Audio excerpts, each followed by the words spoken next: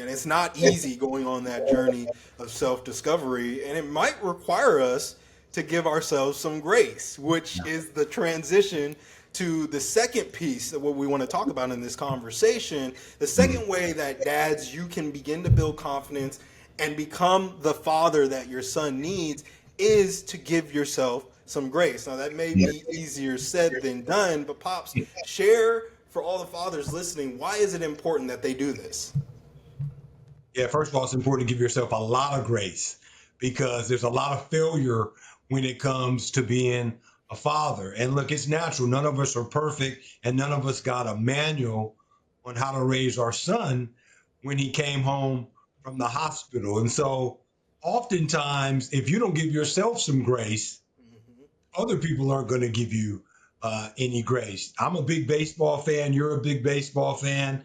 And we know that in order to be great in baseball, when it comes to hitting, you have to be successful 3 out of 10 times.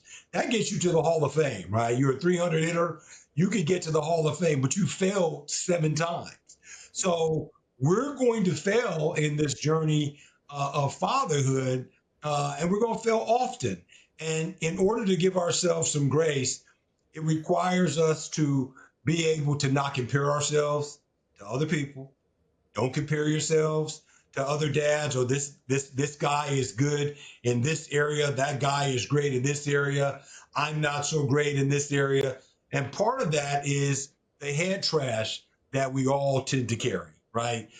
It's those intrusive thoughts that tell you that you're not worthy, that tell you you're not good enough. And so, there's a lot of fathers that'll watch this video. There's a lot of men who may see this video and they may be like, okay, dude, speak for yourself. Like, that's a you thing. And the reality of it is, we all have blind spots. Yeah. So you could be telling yourself a lot of things, not understanding that that could be your blind spot. But giving yourself some grace is so important when it comes to fatherhood because, listen, every dad has that fear. Am I doing enough with my son before it's too late? There's just a fear there. You're responsible for somebody else, when you bring that person home from the hospital, when you realize, that your significant other is pregnant, like everything changes, right? And so if you put so much pressure on yourself to try to be perfect, it's not going to happen. And your son is going to see that you're not perfect, and it's going to allow them to understand that they don't have to be perfect. You just have to be present. And so giving yourself some grace is a big step in fatherhood because it allows you to model a certain type of behavior. It allows you to pause and not just react. It allows you to respond to circumstances and situations that come along because you are able to give yourself some grace and say, my bad, and forgive yourself, but have a short memory and be ready for the next play. Yeah, yeah. You mentioned something, and let me add to what you said because I think giving yourself some grace can also be couched as a practice of self-love. Like practicing self-love is a component of giving yourself some grace, and the reason that that's important is because it's very difficult to love others effectively if Mhm. you're not loving yourself, right? If Indeed. you're dealing with that head trash that you mentioned, if you're constantly telling yourself you can't, you can't, you can't, what do you think is going to be projected onto those that are relying on you or those that are counting on you or those that are continuously coming to you for inspiration, coming to Yeah. you for their sense of love and support, right? But Yeah. you've got to be in alignment there first with yourself. You got to love yourself. You got to give yourself some grace in order to pass that on to the next generation.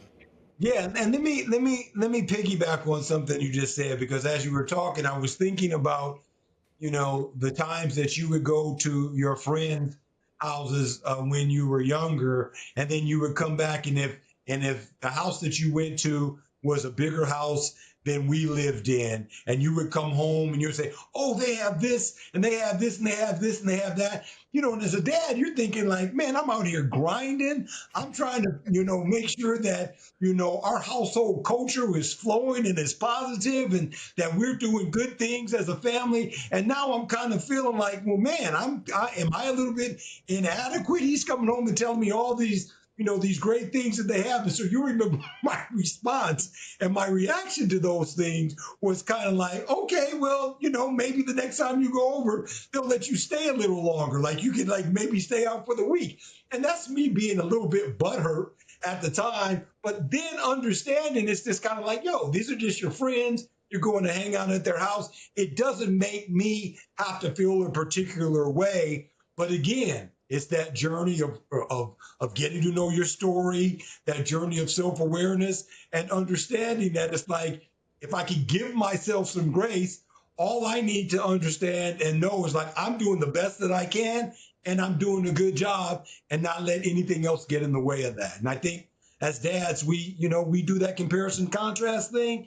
We got to stop doing that. It's not necessary. Yeah, well, and that's what I was going to follow up with is why do you feel like it's so hard for dads to give themselves some grace? Is it Yeah. societal pressures?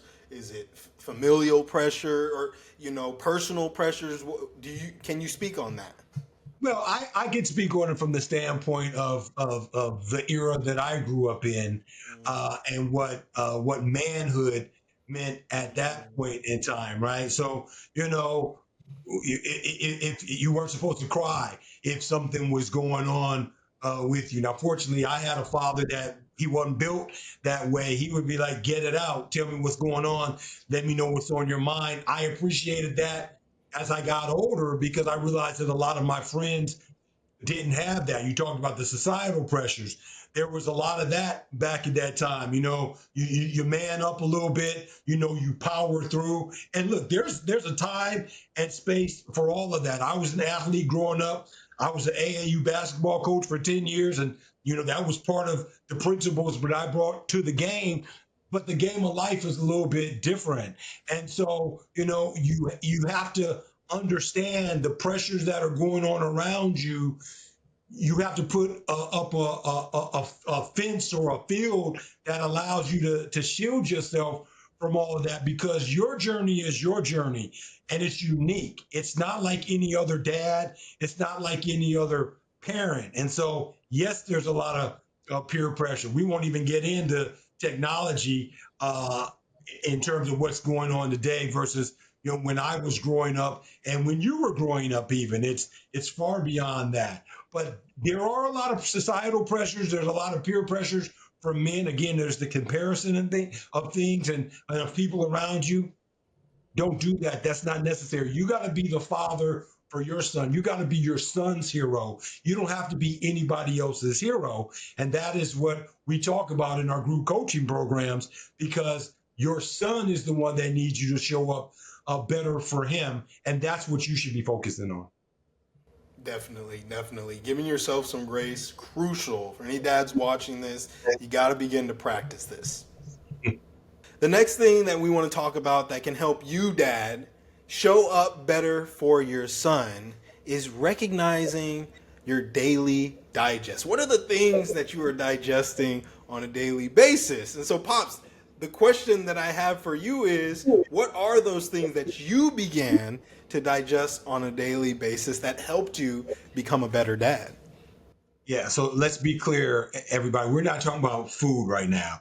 We're not talking about digesting breakfast or lunch and dinner. We're talking about things like your thoughts, right? What are the thoughts that you're digesting? Who are the people that you surround yourself with? Like, what are you thinking about at nighttime before you go to bed? Because most likely you're going to wake up in the morning with that on your mind. So it's important that you start your days on positive notes, that you end your days on positive notes. Not always easy to do, but definitely necessary to do.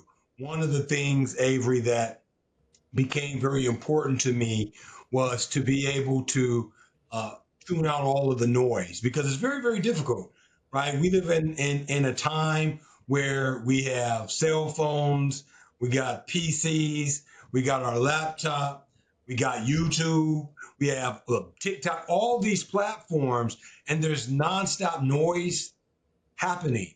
And it can be very easy to get caught up in all of that noise if we don't do things like go on digital detox.